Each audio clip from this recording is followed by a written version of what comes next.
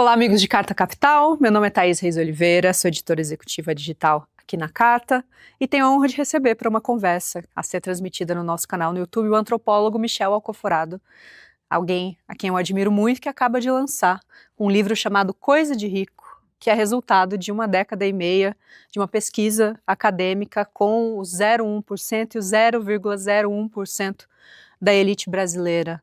Para além de um mergulho na vida dos super ricos brasileiros, é também ela ilumina uma outra maneira de pensar classe, de pensar desigualdade no Brasil, que são os temas principais da nossa conversa. Michel, queria te primeiro agradecer a tua presença aqui na redação de Carta Capital e queria que você contasse um pouco para o nosso público, que talvez não esteja tão familiarizado com a sua pesquisa, apesar do reconhecimento que você conquistou. Por que estudar o luxo brasileiro? O que leva um antropólogo, um acadêmico brasileiro a se interessar pela vida dos muito e super ricos? Primeiro, queria agradecer imensamente pelo convite, sou fã de vocês. A antropologia, apesar de ser uma ciência pouco conhecida, ela tem uma coisa que é fundamental, que não é a gente que escolhe o tema, é o tema que escolhe a gente. Nunca é o antropólogo que chega lá e fala, olha, eu quero fazer tal coisa. Ou a gente tem um direcionamento ou um tipo de interesse, mas na real, no final das contas, você é capturado pelo assunto.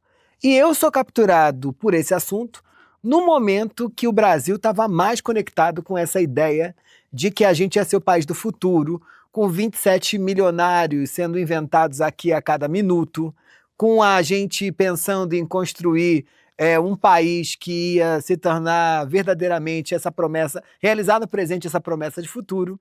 E nós, no dia a dia, estávamos envoltos com a ideia de que íamos dar certo também.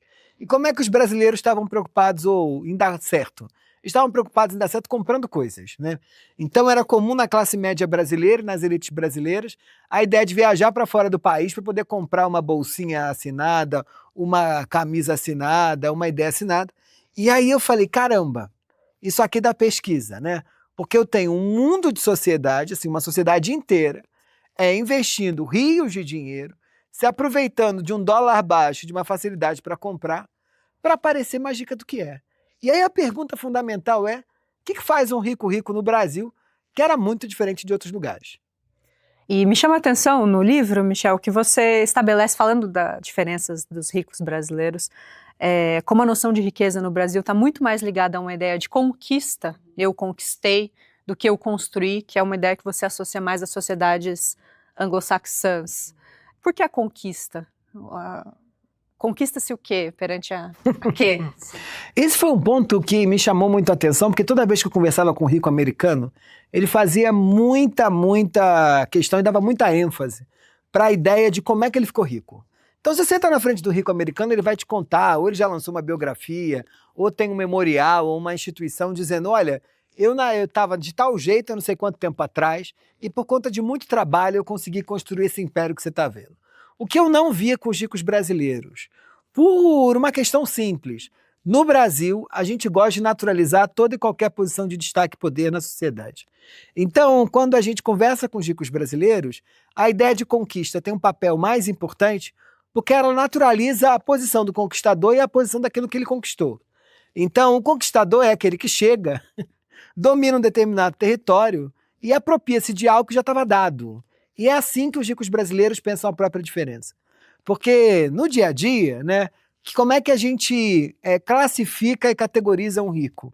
A gente gosta de categorizar os ricos tradicionais como aqueles que têm berço, né? E dizer que alguém tem berço de ouro, naturalizar a posição, né? Sim. Porque você diz, olha, estava aqui por acaso, um óvulo encontrou o espermatozoide e eu dei sorte de nascer nessa família, eu não tenho nenhum compromisso com nada mais a não ser a minha mãe e meu pai, porque me deram esse lugar no mundo. Eu tô aqui por acaso, né? Então essa busca por naturalização da própria posição é muito forte nos ricos brasileiros em contraposição a outros ricos espalhados pelo planeta. Mas como isso se choca, Michel, com esses ricos com os quais você começa a sua pesquisa, cuja ascensão está muito conectada a esse momento brasileiro, que não são os donos do poder de séculos atrás, né? Que são os novos ricos. Como essa ideia da conquista se diferencia entre os ricos de berço e os recém-chegados? Olha, você tem conquistadores também. Conquistadores também. O que é mais legal é que toda vez que você conversa com um emergente ou com um novo rico, ele vai fazer questão de marcar a todo momento em que momento que ele ficou rico. E aí ele vai dizer, olha, você elogia o tapete, ele fala, Ah, esse tapete maravilhoso aqui eu comprei em 2012. Sim. Ah, esse móvel maravilhoso aqui eu comprei em 2014 e custou tanto. Esse carro maravilhoso que eu tenho, eu comprei sei lá quanto. E a ideia, mais ou menos a ideia que a gente usa para pensar a colonização do Brasil. Que é isso, né? Tinha lá uma caravela andando no meio do Oceano Atlântico e por acaso os caras chegaram aqui e conquistaram esse território que depois a gente vai chamar de Brasil. Sim. É naturalizado, né? Alguém entrou num barco, queria chegar nas Índias e chegou aqui. E apaga a violência Apaga a violência Não, e sim. apaga todo o esforço, né? De tentar dominar e todo esse trabalho. Então, a lógica é parecida, assim. A gente sabe que foi em 1500, mas todo o apagamento da violência está dado. Nos ricos tradicionais, o que fica muito claro é uma busca por apagamento das origens, como se eles nunca tivessem sido novos ricos também. Então eles vão tratar da lógica do dia a dia com uma categoria que é importante, que é a categoria do desde sempre. Essa categoria ela tem como ponto fundamental a ideia de que, olha, eu estou aqui desde sempre, os meus amigos desde sempre, nessa casa desde sempre, os empregados que me servem estão aqui desde sempre, a gente tem esses móveis desde sempre, a fazenda da nossa família é da nossa família desde sempre. Quando toda a ideia de construção ou de trajetória para conquistar aquilo que conquistaram é apagada e não é lembrada. Porque o fato ou a importância está dado na lógica de que a gente está aqui desde que o mundo é mundo e desde sempre a gente vive essa vida. Então essa naturalização se dá por conta disso, que vai culminar na ideia de conquista. E como que isso se relaciona com a desigualdade brasileira, né? Porque eu acho, falando dessa diferença entre conquista e construção das sociedades, não tem como você não pensar na desigualdade. Eu queria te ouvir um pouquinho, nessa sua jornada, reflexões suas a respeito dessas pessoas que estão no entorno das pessoas ricas, né? As pessoas que servem, os empregados, a sociedade em volta. Como se dá esse processo de relacionamento entre essa classe e as classes que estão ali em volta, num país onde eles são a esmagadora maioria, né? Como que o rico brasileiro... Essa foi a principal surpresa no final do livro, porque eu comecei a pesquisa querendo entender os ricos, mas no final eu saí com um livro sobre os ricos, mas sobretudo sobre como a desigualdade social brasileira se mantém e se reproduz ao longo de tanto tempo. Eu brinco que o que eu faço é uma segunda versão do trabalho primoroso que os sociólogos e os economistas fizeram ao longo do tempo para pensar a desigualdade no Brasil. Porque eu estou preocupado em entender como a gente acha normal, naturaliza essa abissal diferença, essa abissal distância entre os poucos que têm muito e a imensa maioria que não tem nada no Brasil. E nós, mesmo não ricos, trabalhamos arduamente para manter eles lá nos encontros cotidianos, né? E o que eu vou fazer nesse livro é um mapeamento claro de um entendimento de como é que essas distâncias, que todo brasileiro, não importa se é rico ou não, está preocupado a todo momento para tentar manter todo mundo nos seus próprios lugares. Então, os ricos, né, eles são hábeis e eles, para mim, foram fonte de estudo importante, porque eles estão a todo momento preocupados, né, mesmo que não conscientemente, mas preocupados, imbuídos pela maneira como a cultura se organiza no Brasil, em tentar manter grupos distantes e outros grupos muito próximos. Eu brinco sempre que todo mundo no Brasil tem uma preocupação enorme com que muro é esse que está te protegendo de alguém que você acha que não é passível de estar perto de você. E aí, óbvio que dentro desse cenário, você pode ter as grandes fortunas separadas, né, com muros, chancelas e secretárias dos outros, mas a gente tem uma classe média que a gente também não valoriza, dizendo que o aeroporto não é mais bom porque ele virou rodoviário. Sim. Mas mesmo a classe média mais progressista intelectualizada reclama do Tinder porque virou Orkut. E o que eles disseram? Quando eles dizem que virou Orkut, estão dizendo que tem um tipo de gente lá que eles não gostariam que tivesse lá. Então, essa é a forma como a sociedade brasileira se organiza, muito por conta do período escravocrata, mas muito por conta da maneira como a gente entende sociedade. Então a desigualdade social brasileira é fruto também dessa manutenção e dessa preocupação gigantesca que temos em manter gente que a gente não acha que é gente como a gente longe, mas almejar desesperadamente estar perto de gente que a gente acha que é melhor que a gente. Sim. Você comentando, só falando das classes médias, Michel, me levou a... Enfim, a gente discute muito política aqui, os rumos, nessas mudanças recentes do país, mas parece haver, e acho que algumas pesquisas populares corroboram isso, mesmo as classes populares parecem estar imbuídas de uma maneira que o pobre não quer que o miserável receba o Bolsa Família. A gente está vivendo no Brasil, acho que não só no Brasil, mas no mundo todo, os laços de solidariedade estão completamente rompidos. Uhum. E eu fico pensando se isso não tem a ver, e queria te ouvir a respeito, com dessa desilusão desse sonho de Brasil que ia decolar há 10 anos atrás e que produziu alguma inclusão, mas para muita gente são promessas não concretizadas. Uhum. Será que essa compartimentação não acabou contaminando a sociedade como um todo? Assim? Eu acho que os últimos anos no Brasil são didáticos em termos da administração dessas distâncias, né? Porque o período dos governos Lula, o Lula 1 e o Lula 2, foram tão felizes para a autoestima brasileira porque o avião decolou. Só que o avião decolou mantendo quem já estava na executiva, e mantendo quem já estava na econômica, e mantendo quem estava perto da porta do banheiro lá no final do avião também lá, né? Os estudos do Pedro Ferreira de Souza, né, esse grande especialista em desigualdade do ponto de vista estatístico e sociólogo, né, trabalho muito primoroso, vai mostrar que no momento que o Brasil decola, a vida dos pobres melhora muito, a gente tem a inclusão e a invenção da chamada classe C, mas a vida dos ricos melhora na igual dimensão. Sim. Então ali não deu ruim por quê? Porque as distâncias se mantiveram, né? A Coab estava muito melhor, mas o Jardim Europa estava muito melhor também. Então a paz social reinou. O dilema que acontece, que eu acho que é central aqui nos anos de 2010 no Brasil, com toda a crise econômica, política que a gente vai viver, é porque as distâncias começam a trepidar. Trepidar em que sentido, né? Ou eu tenho os pobres ficando mais pobres, e esse é o horror de todo brasileiro. Não importa o seu lugar social, todo mundo tem horror a ficar pobre. Mesmo os pobres têm horror a ficar pobre. E os ricos, mesmo jamais tendo a possibilidade de ficar pobres, eles temem imensamente ficar pobres. Então a crise econômica acirra essa sensação. Agora, o fato de você ter uma classe média, média baixa, que ascende com o governo Lula, passando por um processo de perda do seu poder de compra, gera uma aproximação forte com o morador ou com o recebedor do Bolsa Família. Sim. E aí a gente tem uma diminuição de distâncias. E isso dá essa confusão gigantesca.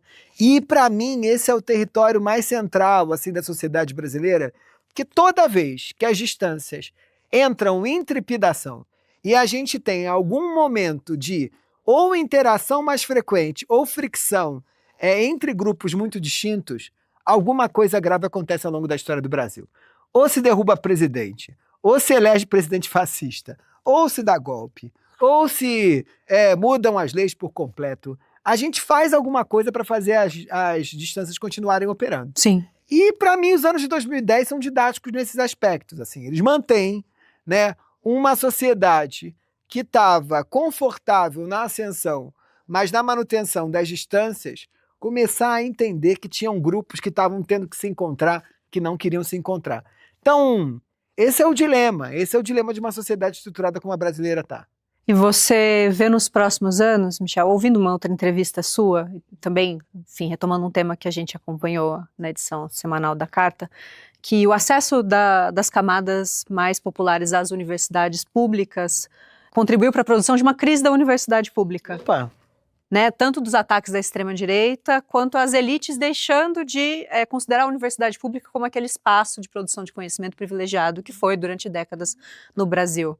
E os ricos hoje mandam os filhos, ainda que uma universidade ruim no exterior, parece agora muito melhor do que a melhor universidade brasileira. E parece uma tentativa de manter essas distâncias estabelecidas, mas para onde caminha a nossa desigualdade?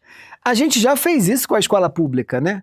O processo de universalização do ensino público no Brasil fez com que as camadas médias fugissem, né, do ensino público, e ao mesmo tempo isso gerou uma perda grande da percepção de qualidade do ensino público no Brasil. Mesma coisa está acontecendo nas universidades agora. Sim. O que acontece é que entra um público que a classe média e as elites acreditam que não é passível de estar perto, e aí na entrada, no momento que entra esse público, há uma fuga. E há uma fuga em todos os setores, não só dos alunos. Há uma fuga, inclusive, das elites mandando seus filhos virarem professores universitários, né?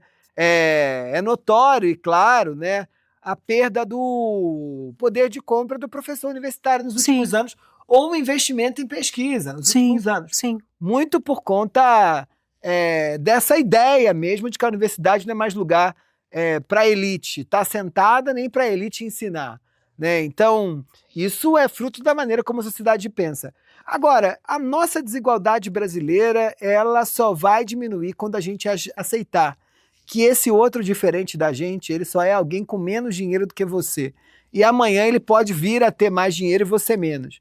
Enquanto a gente acreditar, como a gente acredita, que os outros que têm menos são outro tipo de gente, né, que não são gente como a gente, que estão nos pequenos detalhes, né?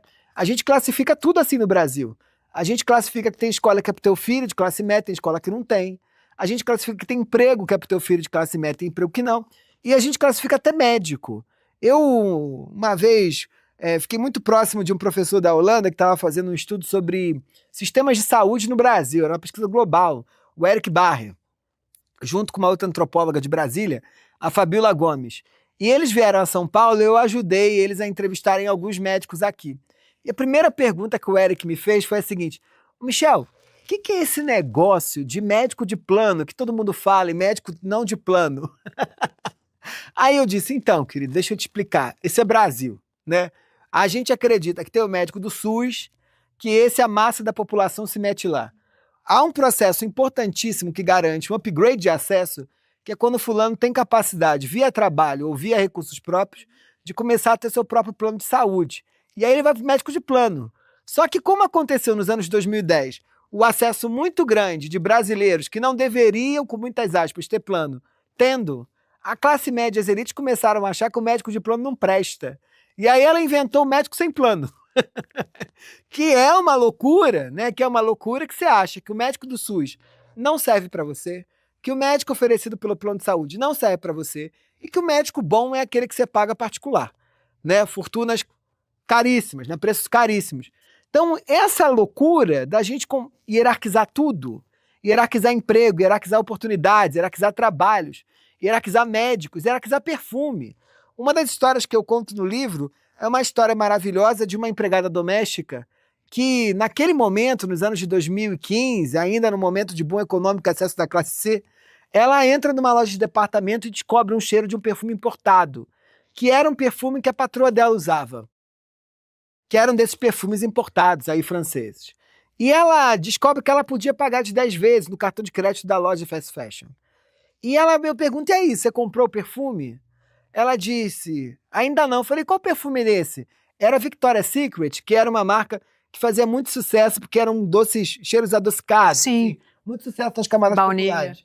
E ela me disse, não, Victoria's Secret é o cheiro da pobreza. Eu quero perfume francês. E eu falei, mas como assim tem cheiro de pobre? Ela disse, não, essa coisa é muito doce, cheiro de pobre. É o cheiro lá do trem. Eu falei, mas como assim? Nunca tinha pensado nisso. Ela falou, eu vou comprar esse francês, mas a gente tem um dilema. Quando eu começar a subir no elevador desse prédio chique, cheirando a perfume francês, as madames vão ter que cheirar outro cheiro. Isso é a sociedade brasileira pura, né? A gente acha que tem cheiro de pobre, tem cheiro de rico. Um dos trends mais bombados no TikTok são esses vídeos de cheirinho de fragrância para casa. Como é que a tua casa fica cheirando a casa de rico?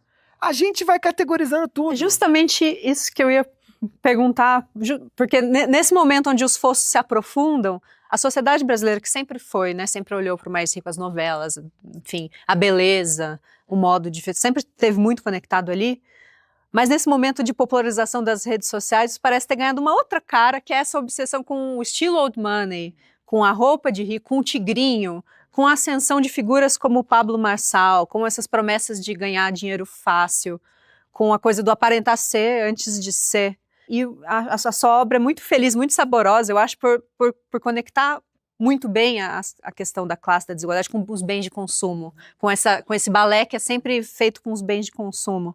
O que é essa obsessão com o estilo old money, com, enfim, essa moda digital diz sobre o momento da nossa desigualdade? Essa obsessão, ela não é nova, ela só encontrou novos meios, como TikTok e por aí. Eu brinco que esse aqui é o modelo de sociedade que Danusa Leão vendeu livro para Chuchu nos anos 80, ensinando as pessoas a sentarem à mesa. Glorinha Calil teve horas e horas no Fantástico ensinando o povo brasileiro a ser chique, né? Fátima Scarpa tá aí no Instagram com um mundo de seguidores ensinando as pessoas, né, a partir do seu cabedal, do seu capital cultural, a como se portam no mundo dos ricos e parecem mais do que são. Esse é um modelo de sociedade. Eu adoro essa pergunta, porque toda vez que eu olho para a maneira como o povo brasileiro se relaciona com os ricos, isso é muito diferente do povo europeu ou da Europa em relação aos seus ricos, né?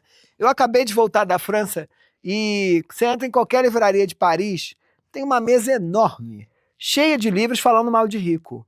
Aqui no Brasil, quando a gente olha para os mais vendidos, a quantidade de biografia contando como é que um rico ficou rico e a gente ansioso para saber como é que faz também para ficar rico igual o rico, é enorme. A gente tem fascínio pelos ricos. Mulheres ricas, Odete Roitman, que era vilã e agora é almejada, né, e valorizadíssima. As influenciadoras, blogueira de luxo, né, com um poder gigantesco. Nenhum país tem essa quantidade de blogueira de luxo igual tem aqui no Brasil, né? Você tem, obviamente, em outros lugares as Kardashian, mas é uma meia dúzia de gente. Não tem essa ideia do fulano que está em qualquer lugar. Não, e a profissão mais numerosa, ser mais desejada, ser mais influenciador. Desejada, né? Mais desejada. Então, o fascínio do brasileiro é pelo recebido.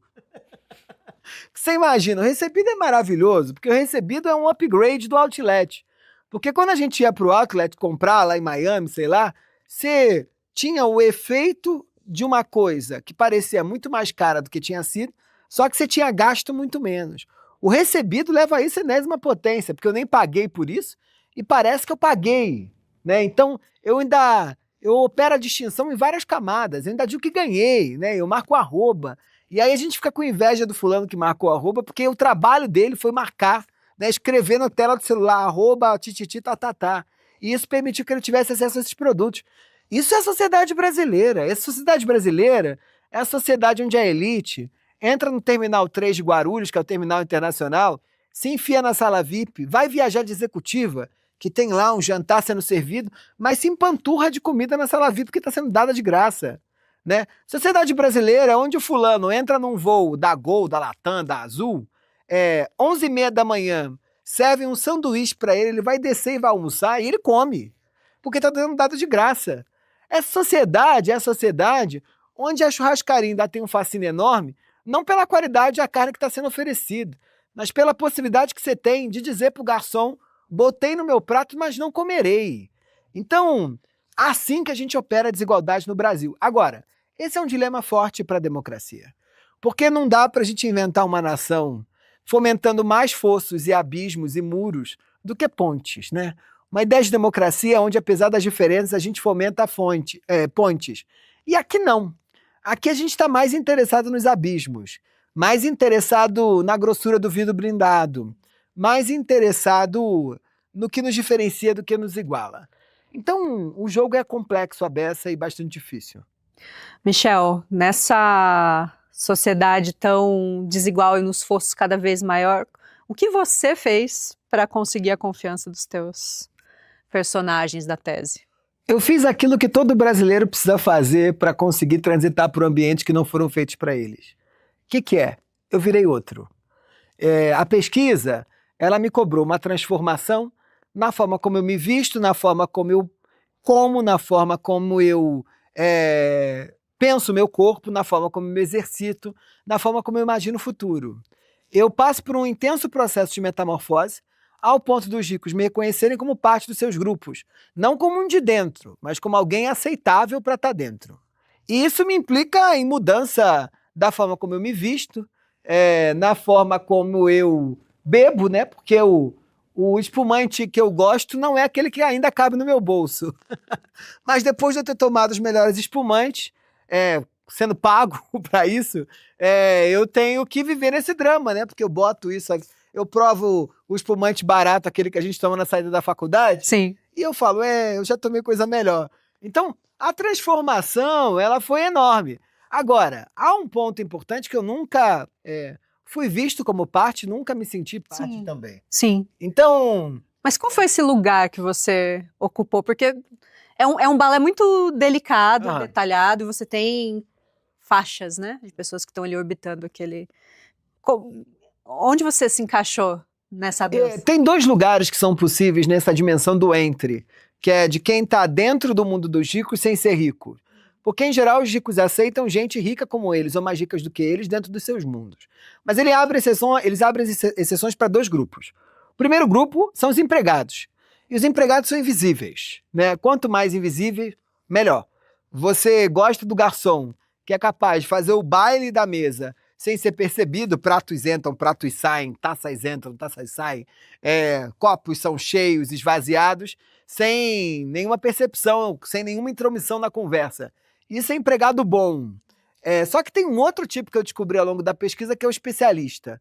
O especialista é alguém com algum renome, que sabe alguma coisa que os ricos não sabem, que eles querem junto de si, porque eles acreditam que vão aprender alguma coisa com esses. Esses têm nome. E eu viro isso. Ao longo da pesquisa, eu faço uma série de cursos e, com a ajuda da imprensa, eu sou reconhecido nas altas sociedades como um antropólogo do luxo. Então, quando eu viro um antropólogo do luxo, aquele que tem capacidade de dizer para os ricos o que é luxo, ou o que entregaria para eles a diferenciação e a distinção de forma fácil, eles me aceitam. E aí eu começo a transitar pelas altas rodas. Só que para isso eu tive que convencer os outros. E convencer os outros mudou na maneira como eu me visto, na forma como eu falo. E, te afetou também como pessoa. Me afetou porque na antropologia a gente gosta de acreditar que a distinção entre o nós e o outro, ela é uma ferramenta importantíssima de conexão e de fomento para o nosso trabalho, mas é bom também quando a gente vive as mesmas encruzilhadas que os outros. Então a autotransformação que eu vivi, na minha imagem, na forma como eu falo, ela está diretamente conectada com a autotransformação que qualquer emergente vive. E todos os dramas, a maneira como eles me obrigaram a comprar coisas que eu jamais compraria, me deu dimensão do sofrimento que é você ter que pagar uma fortuna numa bolsa, que você não acredita que aquilo vale aquilo que vale, mas funciona de um jeito que você entende só depois que tem. Então eu fui dando conta disso e isso foi importantíssimo para o meu trabalho. E você, no futuro, a gente comentando aqui anteriormente que essa foi uma pesquisa longa, de 15 anos, né? E embora você tenha se tornado um antropólogo que mantém relações com esse mundo, tem algum outro, você se vê fazendo uma pesquisa tão profunda com algum outro nicho das classes sociais brasileiras? Com os ricos não mais. Eu falo, os ricos podem ficar tranquilos. Eles podem ficar tranquilos que já esgotei parte da minha necessidade ou ânsia de pesquisar esse grupo. Não pesquisarei mais. Agora, eu tenho muito interesse com a ascensão das camadas. O tema da ascensão me interessa, né? A ascensão eu acho que é muito interessante. Sim. Eu acho que o fenômeno dos coaches é muito interessante, né? Esse tipo de gente com essas portas de 2 metros de altura, que é mais pesada do que tudo, tem quase um motor para ajudar o fulano a abrir a porta de casa. Mas me interessa muito também o processo de queda, né? Que é fruto de boa parte da classe média brasileira, que empobrece, mas mantém um padrão de vida. O tema da produção da diferença e do pertencimento, da batalha do pertencimento, é central no meu trabalho. Eu acho que continuarei pesquisando por aí ainda. Não sei se por tanto tempo, igual pesquisei os ricos, porque eles me deram muito trabalho para entrar, eu acho que eu vou buscar grupos mais fáceis de me embrear, mas a produção da diferença e a batalha do pertencimento acho que continuarão sendo foco da minha reflexão. Sim. Michel, eu queria te ouvir também sobre a relação dos ricos com o Estado. Não só o Estado como um lugar onde você se locupleta, né? Se beneficia do Estado para reafirmar uma posição, para conquistar lugares. Mas qual é o papel, na visão da elite brasileira, qual é o papel que o Estado deve ter? Como eles enxergam o Estado e a própria relação com o Estado? O Estado deve ser o menos atravancador dos meus caminhos possíveis, né? A ideia de Estado mínimo, a gente, que é muito central no discurso da direita e das elites, ela não é percebida por esses indivíduos tal como os economistas percebem. Não é um mínimo de menos coisa, do Estado mínimo do menor, do Estado mínimo do mais barato. Esse é um papo muito de especialista. É um mínimo com o mínimo de interferência possível no meu dia a dia, tá? Por quê? Porque aqui há uma concepção de que o Estado ele é um atrapalhador do sucesso dessas famílias. Então, isso atrapalha, né? A ideia de que você deu certo, teve sucesso por conta dos seus, e que o Estado e a sociedade como um todo foi um atrapalhador desse processo de êxito, é central na maneira como esses ricos pensam a própria vida. Isso se mantém. Agora, é muito interessante também que eles devotam ao Estado tudo aquilo que eles acreditam que não é um papel deles, assim. É, inclusive o tema da desigualdade. Porque eu tenho dito muito isso, assim, a gente gosta de acreditar que os ricos são terríveis, sentam em salas, se reúnem em salas blindadas e falam, meu Deus, como nós vamos atrapalhar o Brasil? Não, isso não existe, isso não existe. O ponto é que eles são ao contrário, muito comovidos com o problema da desigualdade social brasileira e muito comovidos com a pobreza da sociedade brasileira e como é que os pobres no Brasil vivem. O grande problema é que eles acreditam que esse é um problema dos pobres, né? Ou esse é um problema do Estado como um todo. Então, cabe ao Estado resolver a desigualdade social, não a mim. E isso é novo, porque em outros lugares do mundo a elite se mistura com o Estado na resolução dos problemas. E aqui não, aqui eles acham que os governantes. E numa democracia, isso fica ainda mais complexo. Porque num país igual como o Brasil, a maioria da população é pobre. Sim. E se o problema é do Estado e é a maioria que escolhe quem toca o Estado, que são os políticos, eles acham que o problema da própria desigualdade é um problema dos próprios pobres, que deveriam eleger políticos melhores que dessem conta dos seus anseios. Então, o Estado deve ser mínimo, não mínimo só de tamanho, como gostaria o Paulo Guedes de pensar, mas mínimo no sentido de atravancar menos a minha vida, porque o Estado é visto como um grande adversário. Sim. E eu queria te ouvir para uma questão bem contemporânea, que parece a primeira vez, enquanto a gente fala aqui, parece que o governo Lula, depois de quase 3 anos, pela primeira vez está conseguindo sair das cordas em relação à opinião pública e disputar algumas questões envolvendo, por exemplo, o tarifaço do Donald Trump, ou a tentativa de provocar um debate em relação à taxação das parcelas mais ricas da sociedade. Ao mesmo tempo, a gente ainda esse Brasil onde as pessoas querem saber como o rico ficou rico e seguir os próprios passos.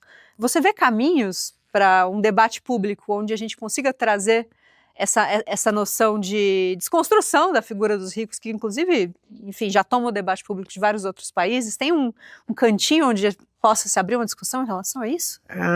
Infelizmente não. Eu acho que o tema da taxação dos ricos, o que cabe ao governo ou a qualquer um que queira movimentar esse tipo de debate é promover o debate para gerar reflexão na sociedade. Mas de forma muito clara aqui, muito transparente. Eu acho que é muito difícil esse assunto se assentar hoje na sociedade brasileira por conta de 2 motivos. Primeiro ponto, que esse aqui é um modelo de sociedade onde todo mundo acha que vai ficar rico ou almeja ficar rico. É só a gente acompanhar o bolão da virada aí, né? Todo mundo joga lá ou tá no tigrinho aí, né? Achando que vai acontecer alguma coisa, os deuses vão se movimentar e você vai ficar rico. E aí você tem empatia com o rico. O pobre no Brasil tem empatia com o rico. O pobre no Brasil olha pra madame e tem empatia com a madame, né? E um fascínio, uma mistura de empatia. Agora tem um segundo aspecto que é mais central, né? Que é o fato que é uma contradição brasileira desse ser um modelo de sociedade onde todos nós batalhamos fortemente para parecer mais ricos do que somos, mas ninguém se acha rico. Nem os ricos se acham ricos. Então o tema da taxação eu tenho já tateado aqui, né, voltando na relação com eles, perguntado o que vocês acham disso. Eu posso dizer para você que, não sei aqui, porque estou numa etapa qualitativa, não tenho uma etapa quantitativa, mas 90% dos ricos são a favor da taxação dos ricos. Só que o rico é o outro. O rico é o outro. Esse rico não existe para ser taxado. Os ricos olham para mim e dizem, eu sou a favor, essa frase, eu sou a favor da taxação dos ricos. Michel, esse projeto do ministro Haddad de taxar a gente que ganha mais de 1 milhão por ano, 1 milhão não, 1 milhão é a gente, dizem eles. A gente não é rico, né? A gente está aí pagando boleto. Rico é o fulano que ganha 2 milhões. E se você chegar no 2 milhões, ele vai dizer que não é ele.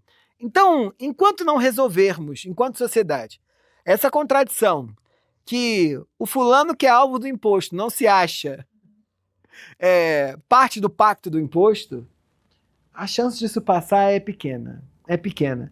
Então, mas só do fato de estar no debate já é um grande passo. Então, é isso, né? O fato de eu estar dando aqui a entrevista, esse livro que eu lancei, Coisa de Rico, eu acho que ele coloca no debate, a ação toda do governo gerando esse debate, os próprios bilionários que a gente tem visto agora, indo aos jornais, defendendo, né, alguns deles, a taxação dos ricos, e óbvio, eu espero que eles se enquadrem nesse ciclo, eu acho que fomenta o debate. Então, ganhando reflexão para o tamanho da contradição que o Brasil inventou para si mesmo. E eu digo isso que não foram os ricos que inventaram para si mesmo. O Brasil, eu, você, quem está vendo a gente, a moça que trabalha na casa da gente, o motorista de ônibus, os bilionários, enquanto a gente não tiver a dimensão dessa contradição que constrói a sociedade brasileira, não vai dar. Não vai dar. Seguiremos tentando, né? A esperança é a última que morre. Michel, eu queria, em nome da Carta, te agradecer pela conversa e, enfim, manter as portas abertas aqui para você, desejar sucesso na divulgação do livro. Essa entrevista fica por aqui, mas a produção de Carta Capital no YouTube segue a toda prova. Se você gostou dessa conversa, considere se inscrever no canal de Carta Capital e também acompanhar a nossa produção tanto na edição semanal quanto no site da revista.